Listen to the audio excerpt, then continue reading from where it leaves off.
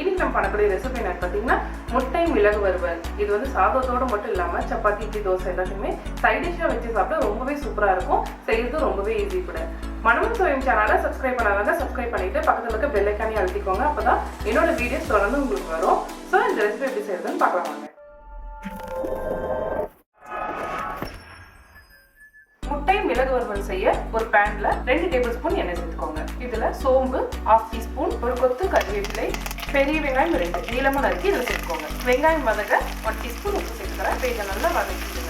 நம்ம சேர்த்துன வெங்காயம் வந்து நல்லா பொன்னிறமா வதங்கி வரணும். அது வரைக்கும் இது நல்லா மிக்ஸ் பண்ணி வச்சுக்கோங்க. இந்த அளவுக்கு நல்லா வதங்கி வந்ததும் இதுல இஞ்சி பூண்டு விழுது 1 டீஸ்பூன் நல்லா பச்சை வாசனை போற வரைக்கும் கலந்து வச்சுக்கோங்க. இஞ்சி பூண்டு விழுதும் பச்சை வாசனை போயாச்சு. அடுத்து இதுல தக்காளி 1 தக்காளி நல்லா கரைஞ்சி வரணும். அது வரைக்கும் இது நல்லா வதக்கிக்கோங்க. இப்போ நம்ம சேர்த்துன தக்காளி நல்லா கரைஞ்சி வந்துருக்காங்க.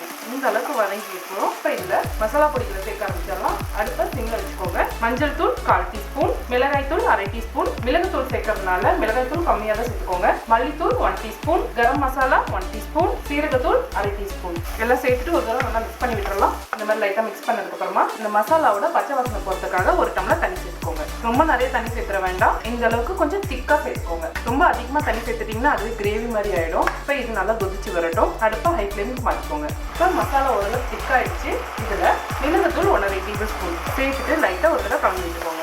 அவ்வளவுதான். இப்போ மறுபடியும் அடுப்பை சிம்ல வச்சுட்டு இந்த மசாலா வந்து லைட்டா இந்த மாதிரி ஸ்ப்ரெட் பண்ணி விட்டுக்கோங்க. இப்போ முட்டைகளை சேர்க்க ஆரம்பிச்சிடலாம். நான் இன்னைக்கு 5 முட்டையை சேர்க்க போறேன்.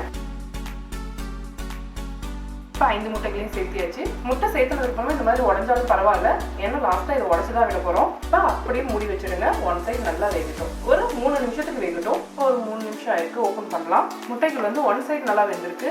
மேலே பார்த்தீங்கன்னா ஆஃப் பாயில் மாதிரி இருக்கு. இதை வந்து அப்படி கட் பண்ணிட்டு திருப்பி போட்டுடலாம். இப்போ பிட்ஸா கட் பண்ணுற மாதிரி கட் பண்ணியாச்சு. இது எல்லாத்தையும் இன்னொரு சைடு திருப்பி போட்டுக்கோங்க.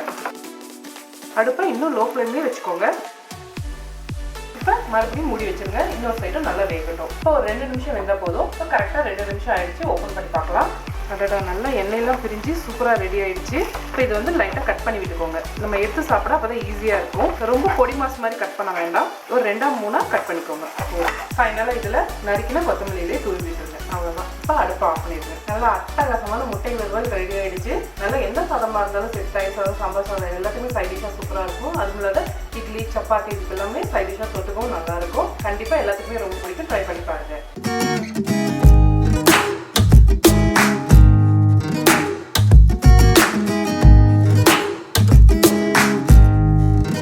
அவ்வளவுதான். ரொம்பவே சூப்பரான நம்மளோட முட்டை மிளகு வறுவல் ரெடி ஆயிடுச்சு. இதை நான் டேஸ்ட் பண்ணி பார்க்குறேன். நல்ல ஒரு ரசம் சாதத்தோட இந்த முட்டை மிளகு வறுவல் வச்சு அப்படியே சாப்பிட்டு பார்க்கலாம். பயங்கர டேஸ்டா இருக்கு. செம்ம காம்பினேஷனா இருக்கு. கண்டிப்பா ட்ரை பண்ணி பாருங்க. உங்களுக்கும் பிடிக்கும். ஸோ மனமும் சுவையும் சேனலை சப்ஸ்கிரைப் பண்ணாதவங்க சப்ஸ்கிரைப் பண்ணிக்கோங்க. பக்கத்துல இருக்க பெல் ஐக்கானே அழுத்திக்கோங்க. லைக் பண்ணுங்க, ஷேர் பண்ணுங்க. உங்களுக்கு விருப்பமான டிஷ்ஷை என்னோட ஷேர் பண்ணிட்டீங்கன்னா கமெண்ட் பாக்ஸ்ல கமெண்ட் பண்ணுங்க.